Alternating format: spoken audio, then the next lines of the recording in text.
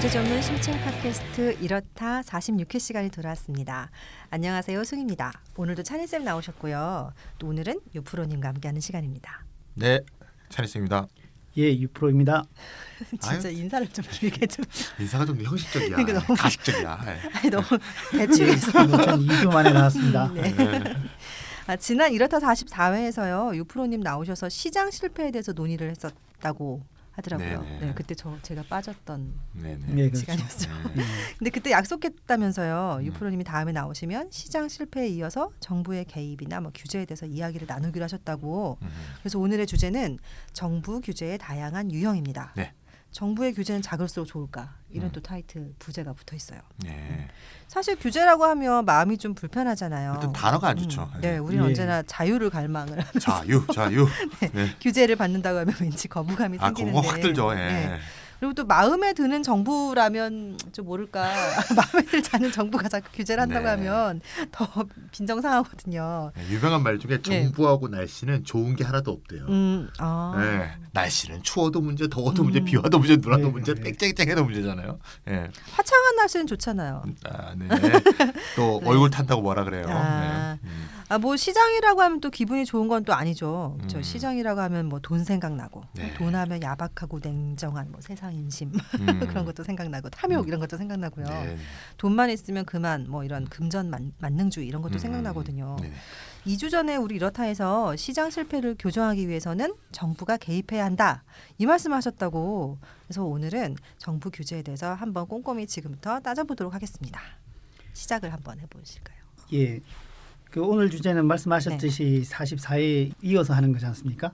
그 시장 실패의 내용을 한번 정리를 해보는 것이 오늘 내용을 이어가는데 좋을 것 같아요. 그러면 지난 44회는 제가 빠졌으니까요. 제가 요약하기에는 요약을 할 수가 없고요. 그때 계셨던 찬희쌤께서 이거 시장 실패에 대해서 지난번에 다뤘던 내용을 요약해 주셨습니다. 워낙 정리는 잘하시니까. 네, 그럼 뭐 한번 정리해 볼게요. 네, 시장 실패 사례로 이제 두 가지로 크게 나눠서 얘기했는데 주류 경제학, 즉 교과서에서도 인정하는 유형을 하나 다뤘고, 교과서에서는 이제 좀 세게 다루지 않는 그런 걸로 이제 두 개로 나눴죠.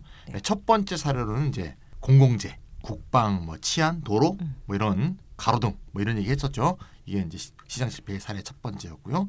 두 번째는 이제 공해처럼 거래 결과가 당사자에게 한정되지 않고 외부로 영향을 미치는 경제학 용어는 이제 외부 효과라고 하는데요. 그거 있고요. 셋째로는 이제 독점, 이런 게 이제 대표적인 시장 실패의 사례다 이렇게 얘기했고요. 이제 교과서에서 잘 안 다루는 유형의 실패는 뭐가 있느냐? 대표적인 게 정보의 불안전성으로 인한 시장 실패다. 그러니까 정보가 불안전하면 거래 대상의 속성을 정확히 파악할 수 없잖아요. 그러니까 자유로운 시장 거래가 좋은 결과를, 바람직한 결과를 가져올 수 없다. 이런 얘기 했었고요. 그다음 또 마지막으로 이제 경제 주체가 비합리적 행동을 한다는 거.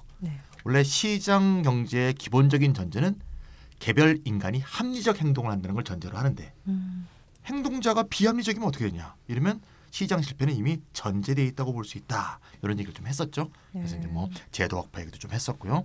이런 경우는 이제 다 시장 논리에 맡기지 말고 정부가 직접 운영을 맡든가, 아니면 정부가 규제를 가하든가 하는 게 더 바람직한 결과를 낳을 수 있다. 이게 이제 44회에 대한 요약이다. 이렇게 볼 수 있겠습니다. 청취자 입장에서 그 요약하신 걸 들으니까 정리가 딱 되네요. 청취자 입장이 딱 되시니까. 역시 정리는 좋은 것 같아요. 사실 시장 실패를 어떻게 교정할 것인가 이게 문제잖아요. 44회에서 이제 기본적으로 다루긴 했다고 하는데요. 예를 들어 국방, 치안, 도로, 가로등과 같은 공공재 생산. 이건 세금으로 자금을 조달해서 정부가 직접 생산해서 공급하는 거잖아요. 국가가 직접 하면 좋겠죠. 그리고 공해 같은 건 그런 외부적인 효과요. 외부 효과. 이거는 생산 자체에 세금을 부과하는 게 또 한 방법. 환경세를 부과하는 그럼 되겠죠. 뭐 독점의 경우에도 법을 제정해서 반독점법 뭐 이런 걸로 규제를 하면 될 것 같고. 근데 경제 주체의 비합리성에 대해서는요. 개인에게 맡겨서는 미래를 위해 저축을 잘 하지 않으니 합리적이지 않으니까요. 국민연금의 형태로 좀 강제적으로 저축을 하게 만들자 뭐 이런 말씀 나오셨잖아요. 네, 나눴습니다. 조금 들으셨군요. 그런데 방송을 들어보니까 정보의 불안전성의 문제를 어떻게 교정할 수 있을까? 이거는 별로 얘기가 없었던 것 같아요. 오늘은 이 얘기를 좀 해봤습니다. 그 정보의 불안전성 문제도 또 상식적으로 생각하면 또 대안을 좀 찾을 수는 있습니다. 우리가 투명성을 제고하자 이런 이야기 많이 이제 하지 않습니까? 네. 예, 하게 하는데 바로 이제 이것이 정보의 불완전성을 교정하기 위한 차원에서 나오고 있는 말들입니다. 정보가 이제 불확실하면 예를 들어서 소비자가 생산품의 질에 대해서 정확히 알지 못하면은 기대했던 만큼의 효용을 누리지 못하거든요. 그렇겠죠. 그래서 정부는 규제의 한 형태로 어떤 상품은 그 상품에 대한 정보를 반드시 공개해야 한다는 정보의 필수적 공개를 법으로 정하기도 합니다. 그 의약품의 경우가 대표적인 사례인데 뭐 잘 아실 거 아닙니까? 네. 이 약품을 사면은 부작용에 대해서 경고가 나와 있죠. 이런 것들을 반드시 하도록 공개할 것을 법적으로 규정으로 만들면 정보의 불안정성 문제가 어느 정도 해결이 되죠. 정보의 불안정성 문제가 뭔지 좀 약간 이해가 되는 것 같아요. 특히 약사시니까 약 얘기가 툭 오시죠 느낌이. 네. 그러면 식품의 포장재 적혀있는 성분 표시, 뭐 화장품 뭐 이런 데서도 그런 표시 같은 게 나오잖아요. 이것도 정부의 규제한 형태라는 말씀이죠. 예. 사실 시장 논리대로 하면 정보가 공개되는 게 아니라 정보가 약간 숨겨질 수 있는 이유가 있습니다. 그 좋은 정보는 내 상품에 대한 좋은 정보는 공개하고 싶거든요. 이 음식이 참 맛있다. 그거는 공개하고 싶지만 이 음식을 먹으면 살이 찐다라는 정도는 되도록이면 감추고 싶거든요. 그래서 시장 논리에 그대로 맡겨버리면은 부작용이라고 할 수 있는 것들이 공개되지 않는 문제가 생기는 거죠. 선택적 공개가 되는군요. 예, 시장 논리가 정보를 선택적으로 공개하게 만드는 거죠. 그러니까 시장 논리에만 따라하면은 안 된다라는 거죠. 그러니까 요즘에 보면 뭐 fat 지방 이것도 표시되게 해놓지 않습니까? Saturated fat이라고 이제 포화성 지방도 따로 표시하고 그러죠.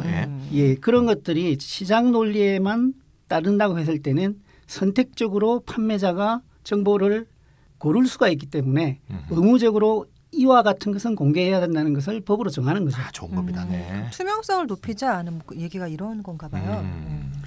예, 그러면 금융 상품에서도 이것이 어디에 투자를 하고 어떤 위험이 있다. 돈을 잃을 수도 있다라는 이러한 정보들을 그 투자자한테 다 설명을 해야 되는 거거든요. 그렇죠.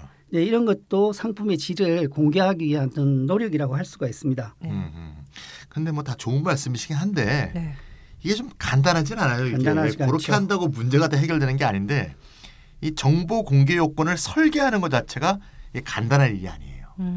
제 후배 중에 하나가 미국의 FDA에서 일을 하는데 얘는 매우 이제 전문성이 강해요. 왜냐하면 거기 있기 전에 제약회사에서 일했어요. 근데 거기서 일하다 보니까 이게 너무 이윤 논리로 움직이니까 정말 마음이 불편한 거죠. 그래서 오히려 이거를 규제 감시하는 곳으로 옮긴 거야.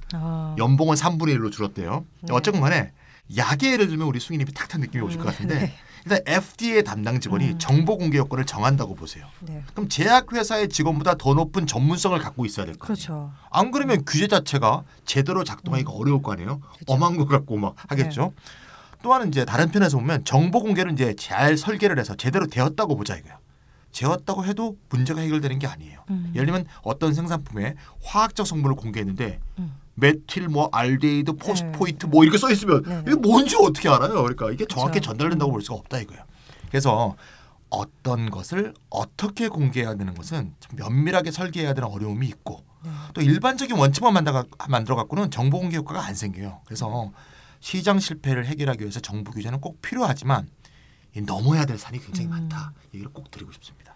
예, 그 아주 중요한 지적인데요. 우리가 정보라는 게 있으면 그것이 그대로 머리에 쏙 들어오는 게 아니지 않습니까? 그렇죠. 네. 어떤 식으로든지 정보는 해석이 돼 있거든요. 좋은 말입니다. 그래서 어떤 사람은 보고 알았지만 어떤 사람은 보고 알지 못할 수가 있다는 거죠. 그러니까 아주 주관적으로 해석이 되는 거기 맞습니다. 때문에 정부가 이것만은 반드시 공개해야 한다고 정한다 하더라도 그것이 실제적인 효력이 별로 없을 수가 있어요. 우리가 빅쇼트인가요? 빅쇼트. 봤을 때 뭔 상품이죠? 그 파생상품. 파생상품의 설명서가 전화번호부만큼 되거든요. 되게 복잡하죠. 그래서 투명성을 높이기 위해서 많이 공개한다고 해서 좋은 건 아니에요. 그 전화번호 책을 다 읽어볼 수는 없는 일이고 다 읽어본다고 해서 아는 것도 아니라는 거죠. 그래서 정부가 제품에 대해서 규정을 만들 때 공개 규정을 만들 때 설계를 참 잘해야 됩니다. 그래서 기본적인 사회적 요구나 합의에 근거해서 포괄적인 원칙을 만들고 그리고 특정 부분에 대해서는 예를 들어서 담배 질병 경고를 해야 된다든지 특정 부분은 강제하는 조항을 만든다든지 사실상 이것은 원칙으로서의 설명만으로는 끝날 수 없는 직접 제도적 설계로 들어가서 논의할 수 있는 부분인 거죠. 정보를 개선하기 위한 정보 공개를 요구하는 규제도 있지만 정보를 왜곡하지 못하게 하는 규제도 있을 것 같은데요. 그렇겠죠. 허위 광고 뭐 이런 거. 예, 그런 거죠. 네. 예. 제가 얼마 전에 TV 고발 프로그램 봤는데 거기 보니까 이게 아마 정보의 불안전성 문제에 관련된 것 같아요. 네. 그 내용에 교통사고나 뭐 침수 뭐 이런 차들 있잖아요. 네. 그래서 폐차돼야 될 것 같은 차들이 사고 이력을 감추고 이렇게 겉 외양만 이렇게 소리를 해서 중고차 시장에서 팔린다. 이런 그게 그럼 깨끗하게 되나 보죠? 그 모르겠어요. 네, 저도 봤습니다. 네, 부서진 차가 겉으로 보기에는 멀쩡하게 고쳐진다는 것도 놀라운데 역시 기술자들. 네, 차를 속여서 파는 사람들은 그 차가 사고차라는 걸 알잖아요. 근데 일반 소비자들은 모를 거거든요. 네네. 그런 문제 같은 경우 어떻게 해야 이거 자동차 시장 참 이게 어려운 문제인데요. 네. 일단 이게 투명성을 제고하기 위해서는 이제 뭐 일반적으로 얘기한다면 차의 이력 마침 우리가 쇠고기 이력이 요새 나오듯이 소상히 이렇게 기록을 남기는 것이 뭐 잘 정착하고 또 잘 시행할 수 있어야 될 것 같고요. 또 뭐 중고차로 판매하기 위해서는 뭐 공식적 검사를 거치게 한다든가 뭐 이런 식의 어떤 규정을 만들 수도 있겠죠. 그래서 전문가가 철저히 조사하면 공식적 검사를 거친 것만 판매될 수 있도록 뭐 이렇게 할 수 있겠죠. 근데 어떻게 믿어요? 공식 검사 이런 것도. 그냥 그냥 짜서 또 중고차 거래업체랑 감사하는 뭐 검사하는 그런 쪽에서 또 짜고 또 대충 검사해보려고. 그게 문제죠. 그럼 어떻게 해요? 이제 공식 검사 기관을 하는 민간 업체와 이제 중고업자들이 사무실도 거의 붙어 있더라고요. 이게 담합이 이루어지는 거죠. 여기에서는 제도 설계가 잘못된 것 같아요. 그리고 국가 공인이 필요한 검사를 사기업에 맡긴 것도 잘못이 아닌가 하는 생각도 들어요. 이거는 국가기관에서 할 필요가 있지 않나 하는 생각도 드는데요. 이제 사실은 10사람이 한 도둑 못 지키거든요. 그렇기 때문에 이 담화를 만든 것은 상당히 힘들긴 합니다. 그렇지만 서로 속일 수 있게 만드는 그 구조를 그대로 방치해 놓는 것은 처음부터 제도적 설계가 잘못된 것이라 할 수 있는 거죠. 이제 그런 부분은 새로운 제도를 설계해서 대체하는 것이 될 텐데요. 어떻게 보면 우리가 봤던 그 고발 프로그램 자체가 시장 실패를 보완하는 하나의 그 역할을 하고 있다고도 볼 수 있는 거죠. 파파라치니 뭐 차파라치니 뭐 이런 것들이 사실 그런 자산 기능이 좀 있긴 하죠, 사실. 예, 소비자 고발 스타 같은 경우에 시장 거래에서 시장 논리에 따라서 거래했는데 손해 보는 어떤 소비자를 보호하기 위한 것이잖아요. 그것도 이제 시장 실패를 교정하기 위한 한 노력이다라고도 해석할 수가 있습니다. 그 시장과 자본이 뭐 자기에게 불리한 정보를 숨기려고 하는 것은 뭐 우리가 충분히 이해할 수 있죠. 뭐 이익 업체니까 당연한 거고. 정부가 규제해서 뭐 정보 공개를 강요하는 것도 이제 좋은 방법입니다. 하지만 저는 좀 다른 각도에서 소비자 운동, 그러니까 시민 권력을 강화해서 풀어나가는 것도 좋은 방법이 아닌가 이런 생각이 드는데요. 모든 게 시장 위주로 돌아갈 것만 같은 미국도 유명한 잡지 중에 컨슈머 리포트라는 잡지가 있어요. 너무너무 유명한 잡지인데 유명하죠. 온라인으로도 나오는데요. 이게 1936년부터 발행된 비영리 월간 잡지예요. 비영리예요? 네. 구독자가 몇 명이냐? 700만 명. 매달 700만 명. 어마어마하죠. 오프라인 380, 온라인 320만. 그러니까 소비자가 구매하는 모든 제품과 서비스가 A부터 Z까지 다 있어. 그래서 품질 테스트도 하고 연구조사, 홍보, 교육, 순위 발표, 뭐 평점 다 있어요. 그래서 그걸 이제 잡지에다 실는데 이 잡지는 광고가 없어요. 그럼 협찬이 없는 거잖아요. 협찬은 그 구독료로만. 테스트하는 물건도 자기가 직접 사. 내 돈으로. 그러니까 비영리 단체니까 주주도 없어. 그러니까 이거 굉장히 공신력을 갖는 기관이고 가끔 우리나라 업체 중에서 컨슈머 리포트 뭐뭐 1위 했다 그러면 이게 대서특필되는 이유가 이게 굉장히 공신력이 있는 기관이기 때문이죠. 이게 하나의 사기업 단체에 대해서는 어떤 제어, 규제로 작용할 수가 있는 거죠. 성과가 참 많은데 옛날에 BMW가 컨슈머 리포트 테스트에서 문제가 돼갖고 뭐 안정성 제어 소프트웨어를 개선한 적도 있고요. 최근에는 애플 맥북 프로라는 그 노트북 있잖아요. 배터리 문제를 발견해서 문제가 해결되기도 하고 뭐 이런 게 있습니다. 그래서 어쨌건 간에 정부가 규제를 하건 시민 권력의 힘을 빌건 간에 어쨌건 시장에 맡겨두면 안 된다는 점에서는 마찬가지다. 이렇게 정리할 수 있겠습니다. 네, 잘 알겠습니다. 비영리 단체가 이런 성과를 낸다는 그 자체도 시장 논리의 하나의 그 발레가 되는 것 같아요. 그럼 아주 맞습니다. 예. 그렇군요. 네, 정보 불안정성 해결에 대해서는 이 정도로 하고요. 네. 그럼 다른 유형의 정부 규제 얘기로 한번 넘어가 볼까 하는데요. 예, 다른 유형으로는 어떤 행위를 금지하는 제한이라는 것을 들 수가 있습니다. 제한. 예, 예를 들어서 정부가 기업들이 가격 설정을 하는데 서로 짠다든지 담합을 한다든지 그리고 하나의 독점 기업이 반경쟁적 관행에 익숙해 있다든지 하면은 그것은 못하게 금지하는 거죠. 그럼 담합행위를 못하게 한다는 건 독과점이 야기하는 그 시장 실패를 보완하기 위한 것이라고 할 수 있겠네요. 예, 사실 시장 이론에서는 완전 경쟁 시장을 이상적인 모델로 하지 않습니까? 근데 현실에서는 그렇지가 않아요. 그래서 완전 경쟁이 이루어지려면은 지난번에 얘기했듯이 기업의 규모를 키우는 것이 유리하지 않아야 되거든요. 그렇죠. 근데 그런 경우는 무척 드뭅니다. 대부분의 경우 규모가 커지면 생산 단가가 떨어져서 유리해지거든요. 그렇다 보니까 현대자본주의의 대부분의 시장들은 대형 기업에 의한 과점 형태가 대부분입니다. 맞습니다. 이제 가점일 경우에는 뭐 삼성이 있고 LG가 있는데 전자제품에 담합해버리면 두 기업만 담합해버리면 담합이 되는 거거든요. 그래서 담합할 가능성이 상당히 높기 때문에 이런 담합을 법으로 금지하는 제한하는 것이 상당히 효과 있는 반드시 필요한 어떤 그 제재 조치 중에 하나죠. 요즘 뭐 일감 몰아주기 얼마 전까지는 일감 몰아주기로 기업이 많이 컸거든요. 재벌이 특히 많이 그래서 하죠. 재벌이 이렇게 한 그룹에 다양한 업종에 있는 것도 일감 몰아주기의 하나의 표현이기도 한데요. 최근에 와서 이제 그 이루어져서 아쉽긴 하지만 일감 몰아주기를 금지시키는 것도 독점력에 의한 그 시장 실패를 교정하기 위한 노력이라고 할 수가 있습니다. 지금 우리가 정부 규제의 두 번째 사례로 이제 금지 제한을 이제 얘기하고 있는데요. 사실 뭐 예는 주변에 많습니다. 뭐 대표적인 것으로 은행이 내부자 대출을 금지하고 있는 대표적인 예일 수 있겠는데요. 이 내부자 대출이란 게 뭔가 하면 은행이 은행 내부자, 즉 은행 소유자에게 대출해 주는 거예요. 그러니까 다시 말하자면 이제 은행이 은행의 주주한테 대출해 주는 거죠. 주로 이제 대주주한테 대출해 주는데 이걸 이제 금하고 있거든요. 사실 뭐 예금을 우리가 은행에다 하지 않습니까? 유포님들이나 뭐 승인들 다 있을 텐데 모든 예금자들이 예금을 할 때 내 돈을 갖고 은행들이 대출은 좋은 데다 해주기를 원하죠. 하지만 뭐 우리가 예금자가 은행에 딱 이렇게 앉아갖고 매일 뭐 대출을 잘해주고 있는지 뭐 감시할 수도 없는 거고 말이죠. 정부가 그걸 일일이 감시할 수도 없는 거고 수많은 대출이 이루어지는데 그런 경우에는 규제를 할 때 대출이라는 개별 행위 하나하나에 규제를 걸기보다는 그런 행위를 낳는 환경에 초점을 맞춰서 그 환경을 바꾸는 방법을 쓰는 거죠. 예를 들면 이 경우라면 내부자에 대한 대출을 못하도록 내부자 대출이 안 이루어지는 환경을 만들어버리면 나쁜 대출이라는 행위가 아예 못 일어날 수 있도록 방지하는 효과를 준다는 얘기죠. 이렇게 하는 식으로 금지 제한을 많이 할 수 있다 이렇게 볼 수 있습니다. 예, 그 맞습니다. 이제 정부가 규제를 할 때 구체적인 행위 하나하나를 규제하려면 무척 어렵거든요. 한도 끝도 없는 거죠. 전화번호 얘기하셨죠. 그러니까 나쁜 행동을 낳지 않도록 어떤 자격 조건을 갖추게 강제하거나 어떤 부적합한 조건을 가지고 있을 때는 배제하는 거죠. 우리나라에는 금산이 분리되어 있습니다. 금융하고 제조업하고 분리되어 있거든요. 그걸 두 곳 다 소유해버리면 자기 자신한테 대출해 주는 것과 같은 여기 내부자 대출하고 똑같은 효과가 나는 거죠. 얼마나 내가 내한테 대출을 해주면 팍팍 해주겠습니까?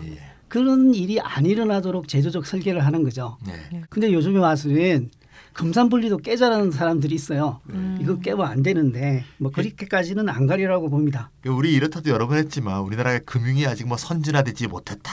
그러면서 금융을 더 풀어야 된다. 금융에 대한 규제를 풀어야 된다. 이런 얘기 많이 하잖아요. 뭐 그중에서도 이제 금산분리도 그래서 나오는 거기도 한데 이 금융권이 제일 사실 금지 제한을 많이 해야 될 그런 분야다. 저희는 그렇게 강력하게 생각하는데 또 하나 예를 들면 말이죠. 금융권 과다한 성과급을 주거든요.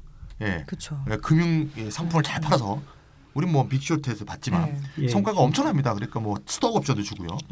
성과에 대해서 이렇게 과다하게 보너스를 주니까 경영을 리스키하게 하는 거죠. 리스키하게 해서 이득이 많이 나면 자기가 떨어지는 돈이 많고 뭐 리스키한 사업에서 실패하면 뭐 국가가 어차피 세금으로 막아줄 테니까 이렇게 하게 되는 거죠. 네. 그래서 정부가 그렇다고 해서 규제를 한답시고 이렇게 경영해라 저렇게 경영해라 이렇게 그쵸. 명령 지령할 수는 없는 거 아니에요. 네. 그래서 위험한 경영을 할 수 있는 환경 자체를 제거하는 게 가장 좋은 규제 방법이라는 얘기죠. 이게 바로 금지 제한의 주목적이다 이렇게 말할 수 있습니다. 정리해 보면 이쯤 되겠어요. 네. 그 정부 규제의 한 유형으로서 특정한 것을 금지 제한하는 것이 있는데 그것은 특정 행위를 금지하는 것이 아니라 특정 행위를 낳게 되는 요인을 없애는 거다. 맞습니다. 네. 말씀하신 예에 따르면 모험적인 경영 자체를 금지하는 게 아니라 위험한 경영을 할 수 있는 성과급 제도 자체를 금지하는 것이 더 효과적이다. 이런 말씀이시죠. 네, 맞습니다. 예. 정확한 해석입니다. 네. 예. 자, 오늘은 시장 실패를 해결하기 위한 그 정부 규제의 다양한 형태에 대해서 이야기를 나누고 있는데요. 또 어떤 정부 규제가 있을까요? 그 당연히 어떤 행동을 하지 말라는 게 있으니까 정반대의 경우도 있겠죠. 어떤 것은 반드시 이행하라 하는 이제 명령이 있습니다. 명령. 이 명령도 우리가 이제 일상에서 자주 접하는데요. 여러 가지 행정 명령들이 제일 먼저 떠오르는 이제 예인데 행정명령하니까 갑자기 트럼프 생각나네. 건물의 화재 방지 시스템이라든지 소화기 등을 반드시 갖추게 하지 않습니까? 그리고 이제 건물의 안전을 위해서 건축을 할 때 건축법에 따라서 반드시 지켜야 되는 제규정들이 많지 않습니까? 네, 맞아요. 이제 이런 것들이 시장 실패를 교정하기 위한 그 명령. 제도 중에 하나다라고 할 수가 있습니다. 그렇죠. 수영장에 안전요원 반드시 배치해라. 뭐 이런 것도 그런 비슷한 거잖아요. 그렇죠. 예. 수영장 용을 그 시장 돌리면 맡기면 뭐 사람들 뭐 익사하고 난리 나겠죠. 배치도 적게 하고 이건 이제 경제학적으로 말하면 이제 바로 시장 실패겠죠. 그럴 때는 이제 강제 규정을 둬서 어떤 규모에는 몇 명까지 배치해라 이렇게 하면 확실한 시장 실패를 막을 수 있는 그런 조치를 취하는 것이 되겠죠. 시장 실패를 해결하기 위한 정부 규제 이렇게 얘기를 하다 보니까요. 첫 번째는 정보 불안정성의 극복을 위한 정보 공개. 두 번째로는 금지 및 제한. 그리고 세 번째 명령 이런 거잖아요. 근데 좀 더 센 거 없어요? 좀 약한데. 센 거 있습니다. 센 거 뭐냐면 특정한 행위를 뭐 정부가 허용한다든가 뭐 금지하다든가 하도록 하다든가 못하게 하다든가 뭐 이런 규제는 당연히 해야 되는데 문제가 있는 게 이게 행위를 관찰하기가 굉장히 어려워요. 관찰할 수 있다고 해도 얘가 내가 시킨 명령을 잘 이행하고 있는지 또 확인해야 돼요. 그쵸. 아까 소화전 얘기했는데 얘가 소화전이 꼭 있는지 가서 또 확인해야 되고 소방 검사해야 되고 뭐 그래야 되잖아요. 또 그 절차가 진행되는 동안 시간이 많이 흘러가 버려서 실제 효과가 발생하지 않은 상태에서 사고가 일어날 수도 있겠죠. 그래서 규제를 따르지 않았다는 걸 알게 되는 순간에 이미 공공에 심각한 해가 입었을 이런 사고 난 다음에 사고가 이미 나는 거죠. 그래서 뭐 소 잃고 외양간 고치는 거죠. 그래서 이제 행위를 제한하는 데 그치지 않고 좀 센 거. 센 거는 뭐냐? 소유권을 아예 제한해 버리는 거야. 예로 대표적인 예로 이제 미국의 AT&T의 분할을 대표적인 예로 들 수 있는데요. 그렇죠. 미국 정부는 이 AT&T의 분할 이전에 반경쟁적 행위를 규제하려고 시도했어요. 근데 이제 이 시도가 실패하자 미국 정부는 아예 AT&T를 아예 그냥 짝짝짝짝 쪼개버렸어요. AT&T가 그 미국의 통신 기업이죠. 네, 대표적인 통신 기업이고요. 현재로서 이제 미국의 유선전화 1위, 이동통신 2위. 그리고 이제 영어로는 브로드밴드라고 하는데 IPTV죠. 이것도 하고요. 명실상부하게 매출액 기준으로 세계 최대 텔레콤 회사입니다. 세계 최대요? 네. 그럼 AT&T의 그 분할은 어떻게 해서 일어났어요? 이게 우리가 대학 들어왔던 그 1980년대 중반, 1984년 일인데요. 나이는 얘기하지 마세요. 성이씨 말고. 그렇죠. 미국 AT&T사는 이제 독점적인 통신 사업 운영 체제였는데 그 법원의 판결에 따라서 1982년에 판결이 났는데 기업이 그 분할되었습니다. 그 AT&T는 장거리 통신사업본부가 있었고요. 그리고 미국 전국에 22개의 벨 전화 회사를 소유하고 있었습니다. 그래서 수십 년 동안 독점적으로 장거리 통신과 지역 시내 전화 사업을 운영해왔던 거죠. 그런데 이제 미국 법무부가 이거 독점이다. 그래서 소송을 걸었던 거죠. 소송에 또 반발하니까 이제 소송이 진행이 된 거죠. 그래서 1982년에 사법부에서 독점 행위에 해당한다. 이렇게 해서 분할할 것을 지시했는데요. 그래서 1984년에 1월에 AT&T사는 8개의 독립회사로 분할되었습니다. 즉 장거리 통신 사업을 하는 AT&T 하나, 7개의 지역 회사로 분할이 되었죠. 그럼 미국은 역시 또 한 방이 있네요. 한 방 있어요. 네, 대기업을 다 쪼개버리고. 그러니까 미국이 자본주의 대표적인 나라인데 그런 지위를 유지하려면 독점은 안 된다. 뭐 이런 원칙 하나는 지켜야 되는 거 아닌가. 가오가 있어요. 우리 가오도 없어요. 가오를 살고 가오를 죽는 나라. 근데 이제 그런 면도 사실 미국이 있는데요. 뭐 다 그런 건 아니에요. 미국이 독점에 대해서도 이렇게 한 경우도 있지만 또 독점을 그냥 인정하는 경우도 있어요. 대표적인 게 우리가 잘 아는 그 빌 게이츠, 마이크로소프트 있잖아요. 대표적인 독점 기업인데 윈도우하고 오피스는 사실 다른 거잖아요. 윈도우는 컴퓨터라는 벽돌이 돌아가기 위한 운영체제 거고 OS라고 그러죠. 오퍼레이팅 시스템. 오피스는 이게 응용 프로그램이란 말입니다. 요새 많이 하죠. 우리 앱이죠. 애플리케이션 프로그램인데 이 두 개는 사실 다른 거란 말입니다. 이걸 독점하고 있는 건 사실 황당하죠. 이걸 깔면 이것도 깔리는 뭐 이런 거 있잖아요. 이걸 이제 오피스 회사하고 윈도우 회사로 분할하는 것을 계속 논의해 왔는데 분할이 아직도 안 되고 있잖아요. 반독점적 행위를 중단하는 거에 동의했지만 여전히 뭐 독점력을 계속 활용하고 있다 이렇게 볼 수 있습니다. 약간은 달라진 게 있는 것 같아요. 예전에는 워드를 끼워줬거든요. 끼워 팔기를 했는데 더 안 좋아진 거잖아요. 아니 그게 가격에 포함되어 있으니까 돈을 더 내야 돼요. 반독점적 행위를 중단하고 매출을 늘렸거든요. 그거로 이제 요즘에 따로 팔지 않습니까? 그런데 뭐 이미 독점력을 유지하고 있기 때문에 우리나라에서는 뭐 아래 한글을 좀 씁니다만은 이걸 안 살 수가 없거든요. 맞아, 안 살 수 없죠. 저도 샀어요 이거. 맞아요. 기업 같은 데로 가서 다 조사하죠. 실제로. 근데 아까 그 AT&T 얘기요. 근데 그렇게 쪼개 있는데 아직까지도 그 미국 유선전화 1위 이동통신 2위라고 하셨잖아요. 원래 얼마나 크나. 이동통신 같은 게 뒤에 나온 사업이긴 하지만 굉장히 큰 회사는 거죠. 얼마나 컸길래 그렇게 쪼개 있는데. 땅덩어리도 크고. 저 뭐 좀 강력한 것. 이 소유권 제한 이야기를 좀 더 해보죠. 앞서 우리가 공공재 생산 그리고 자연스럽게 독점이 이루어지는 자연 독점은 정부가 직접 사업을 맡아서 생산을 한다고 했지 않습니까? 이것도 사실은 반독점법을 실행하는 것과 같은 소유권 제한에 해당되는 거죠. 근데 소유권을 제한하는 경우는 그 외에도 많습니다. 그 혈액을 구매해서 판매하는 사업을 영리 회사에 맡기는 일은 거의 없거든요. 그렇죠. 왜냐하면 이윤 극대화를 하고자 한다면은 비용을 절감해야 되는데 비용 절감하기 위해서는 오염된 감염된 혈액을 싼 값에 살 수가 있다고 하죠.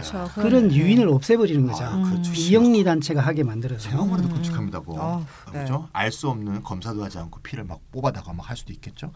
뭐 소유권을 제한하는 경우 참 많습니다. 뭐 국가안보하고 관계된 경우도 있고요. 뭐 예를 들면 우라늄을 농축한다. 우라늄을 농축해야 뭐 원자로에도 돌아가고 핵발전소, 그다음 뭐 또 뭐 핵폭탄도 만들 수 있는데요. 물론 뭐 플루토늄으로 할 수도 있지만 이걸 예를 들면 사기업에 맡겼다고 한번 보세요. 그럼 어느 순간 갑자기 돈 많이 주는 테러리스트 있으면 걔네들한테 팔겠죠? 그럼 걔네들이 농축 우라늄을 갖고 무슨 짓을 할지 알 수도 없고 뭐 국가가 뭐 테러리스트 비슷하게 움직이는 경우도 있겠지만 어쨌든 간에 그런 문제가 있기 때문에 이런 것들은 소유권을 제한해야 된다 이렇게 볼 수 있겠습니다. 네, 이제 다양한 정부 규제 유형에 대해서 이제 다뤘었는데요. 한번 이제까지 총정리를 한번 해볼까요? 네, 총정리. 첫 번째가 필수적인 정보의 공개를 규정하는 것이다. 이것은 정보의 불완전성을 교정하기 위한 것인데 식품이나 의약품 등의 성분 혹은 이제 부작용을 공개하는 것, 담배의 유해성에 대한 경고 이런 것들을 규정하는 것을 들 수 있다. 이거고요. 두 번째는 특정 행위에 대한 제한. 그러니까 이제 불공정 담합 행위 같은 걸 금지하는 것 그렇게 되겠고요. 세 번째는 특정 요건을 갖춰라 이렇게 명령하는 것인데 뭐 화재 방지 규정이나 건축 안전 규정 이런 것을 법으로 정하는 것으로 이제 생각할 수 있다. 그리고 또 이런 것은 외부성이 큰 경우에 해당하는 거다 이렇게 말할 수 있겠네요. 불이 나면 옆에도 또 불이 붙고 그렇게 해야 되겠죠. 네 번째가 소유권에 대한 제한인데요. 소유권을 제한하는 이유는 특정 행위를 계속 관찰하는 것이 어려울 수 있기 때문에 소유권을 제한하는 것인데 이것은 기업 분할을 예를 들 수 있다 이런 거네요. 예, 정말 정리 잘 하셨습니다. 그래서 정부 규제는 첫째 정보 공개, 두 번째 행위 제한, 세 번째 명령, 그러니까 법적 강제, 4번 소유권 제한 이렇게 네 범주로 그 나눌 수가 있습니다. 근데 이런 식으로 분류한 것은 뭐 제가 한 것은 아니고요. 아, 입소문 하신 거 아니었어요? 노벨상 수상자인 스티글리츠 교수가 한 그 분류입니다. 그거는 개인적인 이제 그 스티글리츠 교수의 견해이고요. 그것이 가장 낮기 때문에 이제 제가 따온 겁니다. 그런데 아직까지 교과서적인 분류 방식이 합의되어 있는 것은 아닙니다. 유프로님 불륜 줄 알았는데 실망. 이거 근데 이 불법 찾는다고 해서 정말 시간 많이 투자했습니다. 누구야? 스티글리츠요? 네, 유명한 사람이죠. 유명해요? 네, 그렇구나. 노벨 경제학상을 정보의 불안정성 문제로 받았어요. 왠지 스티글리츠가 했다니까 좀 더 믿음이 가지 않습니까? 모르는 사람이라서 유프로님한테 믿음이 가긴. 그렇군요. 네. 근데 전말이죠. 그 맨 마지막에 소유권 제한 부분 이 부분을 좀 더 얘기했으면 좋겠거든요. 왜냐하면 공공복리를 위해서 그 조금이라도 소유권 제한을 가하려고 하면 우리나라 같은 경우 난리가 나잖아요. 거의 난리 나죠. 네, 막 극우 쪽 그쪽에서 태극기하고 송조기를 같이 흔들죠. 네. 신성한 소유권 침해다. 뭐 자본주의를 부정하는 불온사상이다 이러면서. 그러니까요. 그러니까 이게 자본주의 본산이 미국에서도 다 하는 건데도 성조기를 흔들면서 하지 말라 그러니까 얼마나 황당해요. 오늘 우리 삼성의 이재용 부회장이 드디어 구속됐잖아요. 아이고, 네. 네. 구속 정도 된 건데 김문수 전 경기도지사가 이재용의 구속은 대한민국의 정치 경제에 대한 자해행위다. 이렇게 언론을 했잖아요. 그런데 구속 정도 되는데 이렇게 얘기했는데 삼성을 분할한다고 한번 해보세요. 네. 자해 정도가 아니고 자폭이다 이러면 난리가 날 것 같은데. 자살 공산화됐다고 이야기할 겁니다. 공산화. 그러니까 그래서 이 문제는 미국이 아까 그 AT&T 사례 정도 거론하고 넘어갈 게 아니라 그렇죠. 좀 더 이론적으로 확실히 정리하고 좀 넘어갔으면 좋겠다. 좋은 생각입니다. 그럼 말이죠. 이제 정부가 소유권을 제한하는 것으로 이제 주제를 잡고 요거를 이제 한번 정리를 해보는 게 좋을 것 같아요. 어떤 경우가 있는지. 뭐 대개의 경우 이제 우리가 이렇다 44회에서 다루었던 시장 실패가 확실한 경우에 해당하는데요.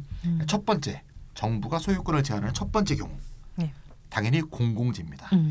이거는 이제 가치 있는 생산인데 비용, 그다음에 이익을 정확한 가격으로 책정하기 어렵기 때문에 시장 기구에 맡길 수가 없는 경우가 되겠습니다. 또 두 번째로는 독점이 자연스럽게 형성되는 부분, 보통 자연 독점이라고 하는데요. 예를 들면 뭐 전기, 가스, 수도 이런 것들이죠. 이게 왜 자연 독점이 되나 하면 독점할 때 제일 잘 돼요. 독점이 가장 효율성이 높은 경우죠. 특히 규모의 경제가 제일 잘 사는 경우인데요. 따라서 시장에 맡겨두면 특정 기업이 시장을 지배해서 독점 기업이 되면 시장을 좌지우지하지 않겠습니까? 그래서 소유권을 제한해야 되겠다. 국유 기업을 하든가 아니면 공사합동 기업을 하더라도 제한을 가한다든가. 세 번째는 이제 행위를 규제하면 좋은데 행위를 관찰하기가 힘들기 때문에 아까 많이 했죠. AT&T를 얘기했고요. 마지막은 이제 네 번째로 영리적 방법으로 운영했을 때는 사회적 또는 뭐 국가안보적 측면에서 문제를 야기할 수 있는 부분. 아까 얘기했던 뭐 혈액 구매라든가 농축 우라늄이라든가 아까 얘기했던 그런 사례로 이렇게 정리해서 네 가지로 정리할 수 있겠습니다. 근데 최근에는 아까 찰 쌤 방금 정리한 그 부문에서도 사기업이 활동하는 예 되게 많잖아요. 민영화 바람 이런 걸 타고 다 그렇죠. 사기업 쪽으로 넘어가는. 근데 왜 이렇게 된 거예요? 그게 기술의 변화를 반영한 측면도 있기는 합니다. 예전에 이제 정기 보고 받은 방식과 지금의 정기 보급 방식이 어느 정도 달라졌기 때문에 그렇게 하는 것도 있는데요. 시장 실패에도 불구하고 정부 실패가 더 심각하다고 하는 사조가 지배적으로 되면서 그렇게 된 것 아닌가 하는 생각을 가집니다. 그럼 결국은 또 신자유주의 이데올로기. 그렇죠. 얼마 전에 뉴스를 보니까 우리나라에도 한전이 아닌 정기 보급을 하는 사기업이 있더라고요. 그래요? 그곳에 며칠 전에 간단한 사고가 일어났는데 8시간 동안 그 도시가 정전을 겪어야 됐어요. 1960년대도 아니고요.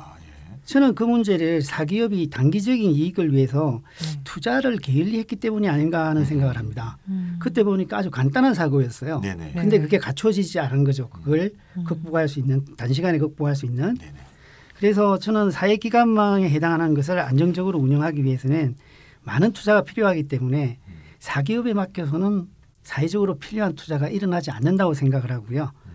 그 공기업의 비효율성이 있지만 사기업의 이윤 추구욕 때문에 가볍게 여기는 부분이 너무나 많기 때문에 이것은 사회기관만에 한해서는 국가가 해야 되지 않나 이렇게 생각을 합니다. 네, 그 유프로님이 말씀하신 그 사고가 아마 2월 14일인가 뭐 그쯤 일어난 것 같은데요. 이게 구역 전기 사업이라는 거랍니다. 이게 분산형 전원 활성화 정책 이런 정부의 정책 때문인 건데요. 뭐 특정한 지역에 전력 수요에 맞춰 갖고 일정 규모 이하의 발전 설비를 갖추게 한 다음에 그 해당 공급 구역에만 전기 사용자에게 전기를 공급하는 그런 서비스를 이제 도입을 한 거고요. 네. 우리나라에 이게 13개 구역 전기 사업자가 있답니다. 그렇게 많아요? 네, 우리가 몰랐죠 이게. 네. 22개로 늘린다고 또 그러더라고요. 그렇죠. 이게 대기업이 사실 직간접적으로 다 참여하고 있어요. 그렇겠죠. 뭐. 사고가 난 곳이 부산 정관에너지라는 구역 전기 사업자인데요. 네네. 출자자를 좀 살펴보니까 네. 현대건설, 동부건설, 한국교원공제회예요. 네, 그러니까 대기업하고 이제 연기금을 갖고 있는 곳인데요. 네. 이게 왜 문제인가 하면 이익이 안 나요.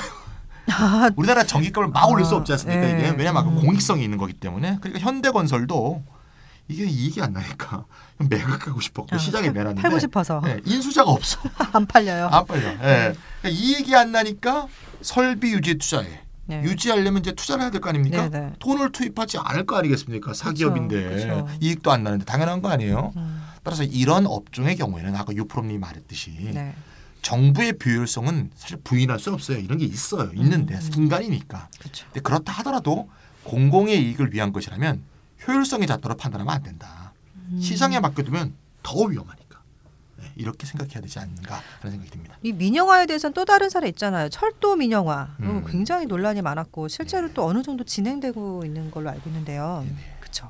예, 이게 엄밀히 말하면 철도는 공익적인 거지만 공공재는 아닙니다. 경제학적 의미에서. 아, 그래요? 예, 우리가 공공재라고 하면 어려운 말로 비경합적이고 비배제적인 특징을 가진다 그랬죠. 44회 참가를 안 하셔서 듣다 말았어 지금.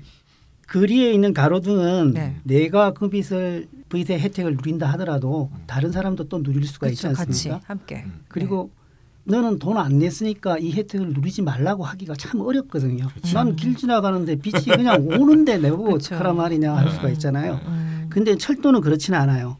제가 자리를 한 좌석 차지해버리면 다른 사람은 그 자리에 잘 앉지 못하거든요. 화장실에 갈 때는 앉을까? 그리고 기차 요금을 내지 않는 사람은 잘 앉지 못한다고 했구나. 기차 요금을 내지 않는 사람도 잘 이용하기가 힘들어요. 이게. 그렇죠. 그 기차역을 통과하지 못하니까요. 그래서 이제 민영화해도 되는 것이 아닌가 이렇게 생각하기가 쉬운데 저는 그렇게 생각하지 않습니다. 경영이 되게 방만해서 적자가 엄청나다. 뭐 그게 또 그 민영화의 그 근거잖아요. 예, 저는 철도 부분이 적자가 생긴 것은 방만한 경영 때문 아니라고 보는데요. 지금 기차역 중에 타고 내리고 하는 사람이 적어서 적자가 나는 그 작은 역들이 아주 많거든요. 만일 철도를 4기업에 맡긴다면 예를 들어 삼성에 맡긴다면 그런 역 다 폐쇄해버릴 거예요. 그렇죠. 적자 나는 역은 다 폐쇄해버릴 거란 말이죠. 그러면 분명히 흑자로 돌아설 겁니다. 그런데 그렇게 해버리면 그 역을 이용하는 사람들은 어떻게 해야 될까요? 뭐 다른 거 타야 되나? 자기 뭐 자가용은 그렇죠. 상당수 국민들의 기본 수요가 충족되지 않고 교통의 수요가 이제 그 만족되지가 않고 그 사람들이 대부분 자력으로 교통을 해결해야 된단 말이죠. 근데 그런 사람들이 다 오지에 있거나 농촌에 있는 그렇게 부유하지 않은 사람들이란 말이죠. 그렇기 때문에 민영화시키면 흑자로 돌아서긴 하겠지만은 일부 국민들은 반드시 또 교통의 수요를 충족시켜야 되는 국민들은 고비용을 부담해야 된다는 거죠. 그러니까 기업은 이익을 내게 되겠지만 사회적 손실은 더 크다. 예, 그렇습니다. 그래서 저는 철도 민영화를 해서는 안 된다는 논거는 철도가 제공하는 기본적인 교통의 편리함이 매우 공익적이라는 데서 찾고 싶습니다. 그러니까 국민의 기본적인 교통 수요를 충족시켜야 된다는 거죠. 그래서 완벽하게 이윤의 논리로만은 움직일 수 없는 것이 철도 그리고 우리 그 대중교통 수단이 아닌가 생각을 합니다. 저도 그런 것 같아요. 근데 한 가지 이제 좀 의문이 드는 게 이렇게 해서 발생한 적자 있잖아요. 이걸 어떻게 좀 해결을 해야지 될 것 같은데요. 경남지사 홍준표 씨가 공공의료원 진주의료원을 적자 때문에 폐쇄했었잖아요. 네, 난리 났었죠. 네, 근데 폐쇄는 잘못됐지만 그럼 적자를 어떻게 하냐 이 말에 대해서는 또 마땅하게 대꾸할 수 있는 그런 게 없기도 했었으니까요. 근데 말이죠, 이게 문제가 된 게 공공의료원 아닙니까? 네. 공공의료원은 원래 의료 서비스를 싸게 제공하는 데 아닙니까 이게. 서비스를 싸게 제공하니까 적자가 나는 건 사실 당연한 거예요. 적자가 나는 게 이상한 게 아니고 어떻게 비용은 적게 받는데 흑자를 낼 수 있겠어요.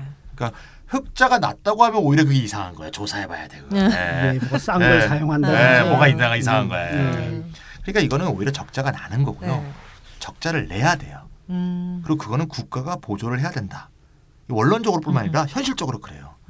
그게 바로 공공 서비스 아닙니까? 우리가 사실 선망하는 유럽의 복지 국가들에는 많은 곳에서 갖춰져 있는 그런 식으로 해서 사회적 자원을 재분배해야 된다. 저는 그렇게 생각합니다. 아 근데 또 이런단 말이에요. 그 보조금이 다 국민 세금이다. 국민 세금으로 적자 메꿔야 되냐 이런 것도 따지고 들잖아요. 그렇게 말하면 국민 세금은 원래 그런 데 쓰는 거다라고 얘기해야 되는 거죠. 그렇구나. 세다 세. 좋아요. 네, 맞아요.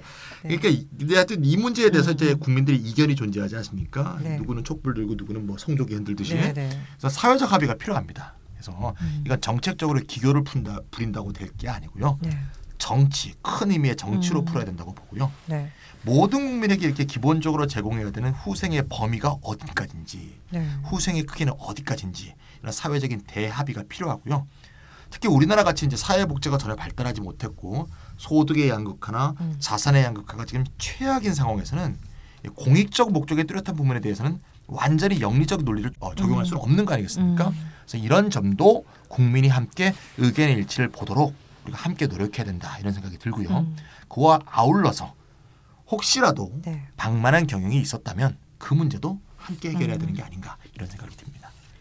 저는 이 문제가 포괄적인 합의를 이끌어낸다면 좋겠지만 네. 포괄적인 합의를 이끌어내서 해결되는 방식으로는 잘 안 이루어질 것 같아요.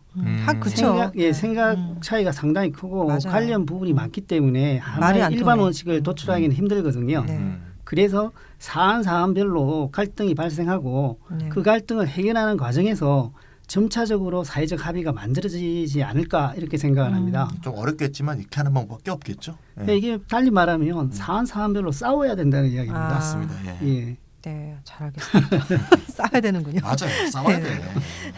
시장 실패의 필요성, 공공 서비스의 존재 이유, 정부 규제의 필요성. 청취자분들께서도 다 납득할 수 있는 얘기였을 것 같은데요. 자, 그러면 남는 의문이 하나 있어요. 근데 규제 완화를 주장하는 사람들은 이런데도 부득부득 규제를 완화하자고 하잖아요. 왜 그러는 거예요? 기본적으로는 네. 규제가 불필요하게 많아서 기업 활동이 제약받는다고 보는 겁니다. 근데 그건 좀 틀렸다고 할 수가 없어요. 필요하지 않는 것이 있다면 당연히 없애야 되는 거죠. 맞습니다. 그런데 자유시장이 효율적이라는 믿음 때문에 규제의 필요성을 좀 안일하게 생각해요. 상당히 크게 안일하게 생각한다는 거죠. 그리고 대부분의 규제 완화를 주장하는 사람들이 경제적 요인에 크게 집착해서 사회적인 가치 기준이라든지 이런 걸 잘 고려하지 않는다는 점이 있습니다. 그렇죠. 네, 그런 게 문제인 거죠. 그 시장 실패를 해결하기 위해서는 정부 개입이 필요하잖아요. 근데 또 정부 개입이 만능은 아니겠죠?